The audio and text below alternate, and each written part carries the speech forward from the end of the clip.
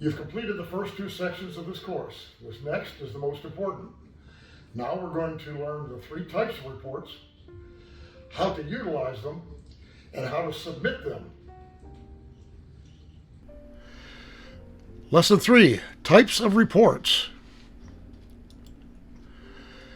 You remember the task, the conditions, the standards for Lesson 1 and 2.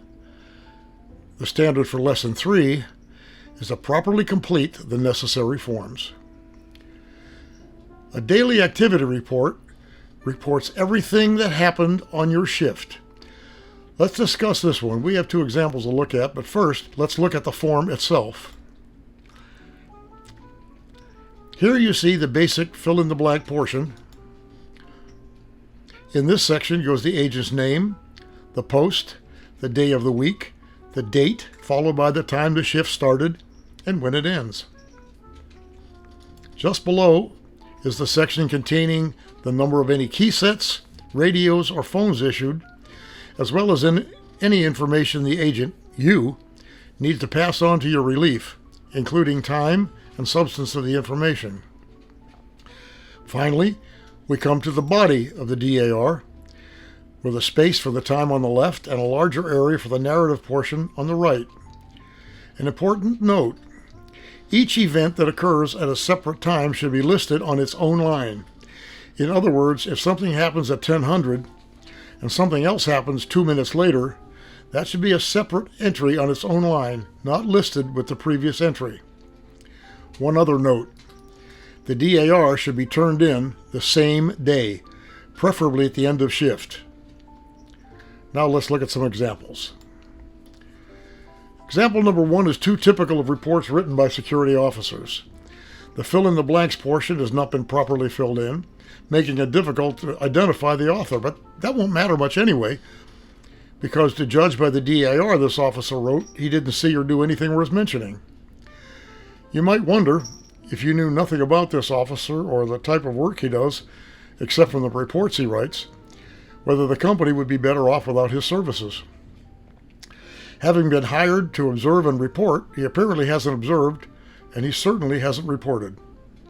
In addition, he claims all is secure. Secure means locked up or locked down. I doubt if the bank is locked at that hour. A better term might be all in order, nothing to report, or no incident. Note, that is not AIO or NTR or any other abbreviation. Remember the rule about abbreviations. Example number 2 illustrates your supervisor's contention that no matter how dull or familiar the post, a security agent can, with a little effort, find something to observe and report about.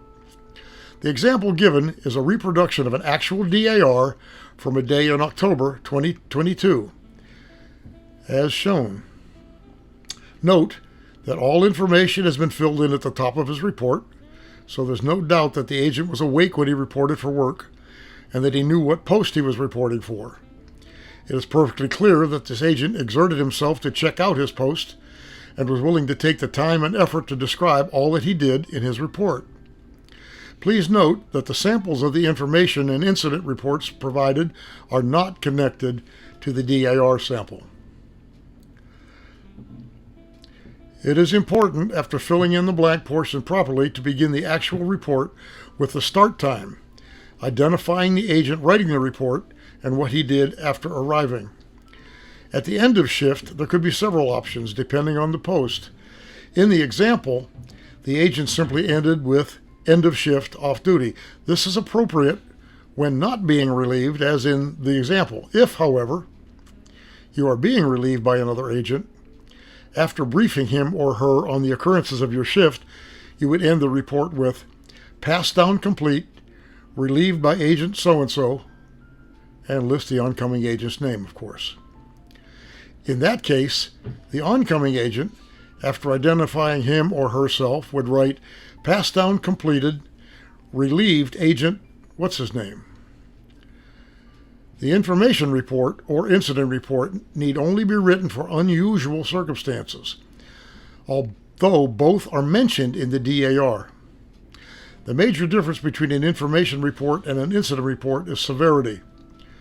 An incident report is only written for an event that directly and dramatically affects security.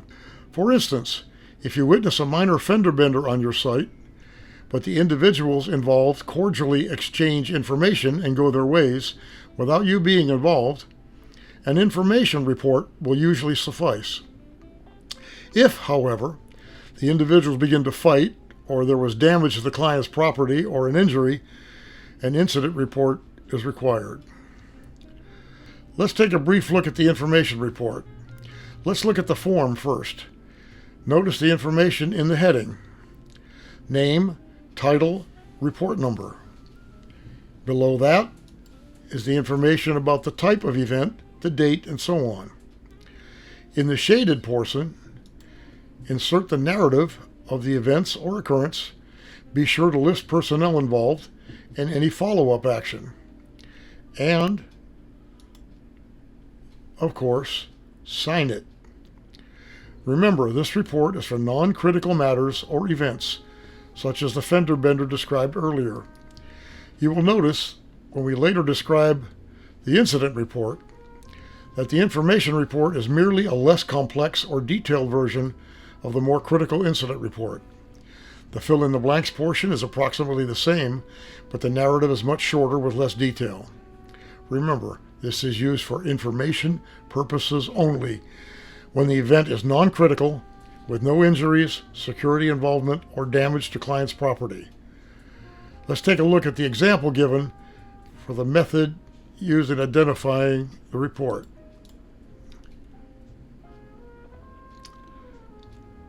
Now we'll discuss the incident report, the most detailed of all of our reports. An incident report is a written description of critical events involving injuries, security involvement, or damage to the client's property. In the fill-in-the-blank portion, the agent should list his or her name, title, agent, sergeant, etc., date of the report, and an incident number. To assign an incident number or an information report number, use the following format. The first three letters of the name of the post. US Bank would be USB, Verizon would be VER, and so forth. Add the first letter identifying which branch or location. For instance, US Bank Powell would be USB-P, or Verizon Broadway would be VER-B, and so on. It may sometimes be necessary to use two letters here. Then add the 6 numbers of the date, day, month, and the last 2 digits of the year, and number your IR beginning with 01 each day. The incident reports are differentiated by the date, the post, and the IR number. This helps keep track of the various incident reports produced over the course of several weeks in several posts. As you begin the main portion, body of the report always give the approximate time, stating that it is an approximation. The reason for this is when presented in a court of law, an attorney may try to discredit the report by challenging the time of the event. Remember, in the following paragraph, include a full description of all personnel involved, whether the perpetrator, victim, or witnesses, identifying them as much as possible. Also include vehicles, including make, model, license number if possible. If the police respond and a police report is issued, note the report number, if available, the officer's name, precinct if any, and phone number. These are the 3 forms required for our profession on a daily basis. Other reports, such as a police report, are not usually the responsibility of the security agent. However, if you are asked to complete one by a police officer, you will be given instructions on how to properly complete it. If a police report is filed and the officer did not observe the event, the officer's name, badge, and report number are the only things needed in the report.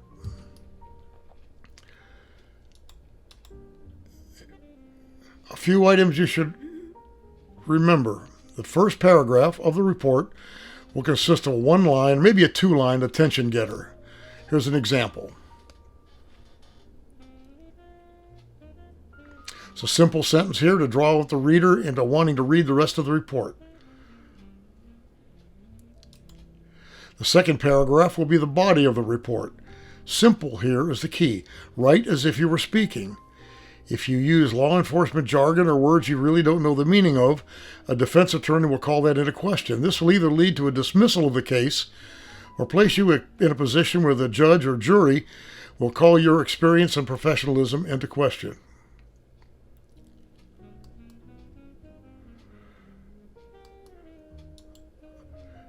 At approximately 1200 hours, a vehicle was entered into the facility, was stopped by a male subject who stepped in front of it. The subject was observed taking his picket sign handle and breaking the driver's side headlight of the vehicle.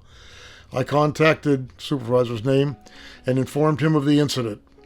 He advised he would contact the police. As you can see in the previous slide, I did not use the member supporter title. I already, in my bullet point paragraph, identified the subject as one. To use the same phrase again would be overkill. I eliminated 90% of the fluff that everyone uses, but still was able to get across what had happened. Did I include all the information? Who? What? Where? When? How? How about things to avoid in a report? Avoid redundant phrases. You don't need to say the same phrase 3 different ways. That would be redundant. Don't overuse phrases or words. A dictionary or a thesaurus are a wonderful aid to avoid that. Avoid the use of police jargon, lawyer talk, words you have heard or seen before but have no clue what they mean. Avoid acronyms. Avoid abbreviations. And yes, I've said it before and I can't stress it enough, do not use these. In the final paragraph, repeat the most important details in a bullet point format. Let's look at how to put together an incident report, the story of the incident. It answers the question, what happened? Our example is well done, including all the information necessary. Take a few minutes to see how detailed this report is.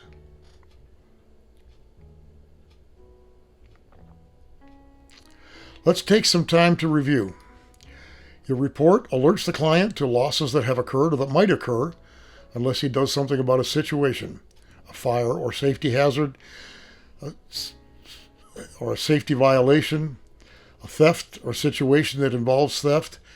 Any of those may cost the client or his employees money, an injury, or death, unless you call his attention to it first.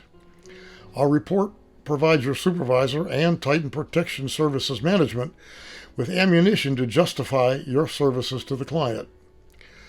Report writing process involves 3 phases. The incident or occurrence, for which your training, experience, special or post orders, and emergency procedures should prepare you. The investigation, your observance and note-taking phase, which was the subject of a separate lesson. And the written report. The written report, whether the information report or the incident report, will include 2 sections, the fill-in-the-blanks section and the narrative section, the incident description. Once you've properly filled in the fill-in-the-blank section, as we discussed previously, the narrative section is the part that tells what happened by presenting the occurrence of a given event or incident in the order in which it occurred, by relating actions as they occurred in a time sequence, or in other words, by telling a story chronologically from beginning to end. It documents the fires you found and put out before they could get out of hand, the theft you prevented by being observant and inquisitive, the injury you prevented by spotting a hazard and taking timely action and reporting it to your supervisor. Your report is your means of tooting your own horn and proving that your job is important and that you're good at it. Your report provides a permanent record of the incidents you are participating in, so that later, when it comes back to haunt you, you may have a way of explaining and justifying the action you took. This could be used if you were called as a witness in a criminal or civil trial. If you detained a man for driving a pickup loaded with wood from a plant site long enough to challenge him for a scrap release pass, your report of what you said, what he said and did, may save you from a lawsuit and money out of your pocket, not to mention out of the client's pocket for false arrest or detainment. If you witnessed an accident and report what you saw and did a good job of reporting it, you will make a sharp, professional witness, improving your credibility when, a year later, you're called to testify at a trial because you have good notes and your report to refer to that you can refresh your memory. Finally, your report provides a check for your supervisor and the client on your training and abilities. The way you write the report, the things you put in and leave out, the things you notice and think to investigate, will tell us how well we trained you and how capable and trustworthy you are when put on a patrol or site by yourself. How long should a report be? It should be long enough to tell the story, with all the details necessary for someone in an office who was not there when you were, and who has only your report to go by, to read the report and be able to visualize exactly what you saw that was important to the event or incident. The report is not too short if you put in all the important details. It is too long if you put in details that did not pertain to the event, or put in details such as your own personal opinions, or if you use many words to describe a very few facts. I remind you again of the most frequent mistake when writing a report is the use of abbreviations, jargon, or slang. Remember, the client who is reading your report may not be familiar with the shop talk we use in our work. How to utilize the formats that you will use for your practical exercise. First, find the desired format on Portal. Download and rename it immediately. Fill in the proper information and save the document. And send it as an email attachment to the operations manager and CEO. Your practical exercise will consist of compiling all your notes, completing the necessary reports using the following information. Once you've completed the practical exercise, take the written examination, which is listed below, using the same procedures you use for the quizzes. Once you have completed the exam, save it and the exercise, then send them both to the operations manager and CEO. You'll be graded and your grade sent to you via text.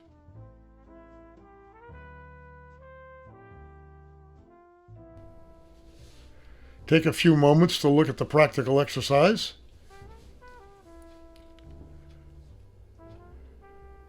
And then, once you finish that, you may proceed to the final test.